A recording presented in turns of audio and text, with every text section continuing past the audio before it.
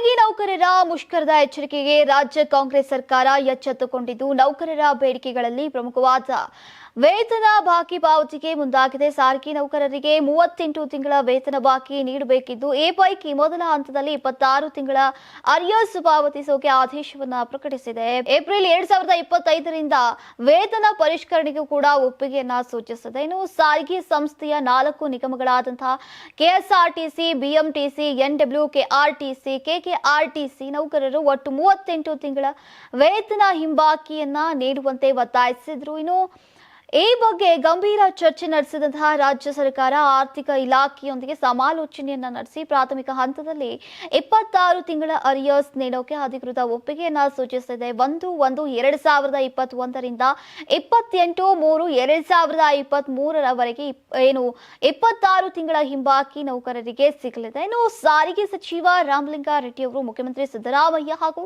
ಆರ್ಥಿಕ ಇಲಾಖೆಯ ಹಿರಿಯ ಅಧಿಕಾರಿಗಳೊಂದಿಗೆ ನಡೆಸಿದಂತಹ ಸಭೆಯ ನಂತರ ಮತ್ತೊಂದು ಪ್ರಮುಖ ಘೋಷಣೆಯನ್ನ ಮಾಡಿದ್ದಾರೆ. 2025ರ ಏಪ್ರಿಲ್ 1ರಿಂದ ಜಾರಿಗೆ ಬರುವಂತೆ ಸಾರಿಗೆ ನೌಕರರ ವೇತನವನ್ನ ಪರಿಷ್ಕರಣೆ ಮಾಡೋಕೆ ಸರ್ಕಾರ ಒಪ್ಪಿಗೆ ಸೂಚಿಸಿದೆ.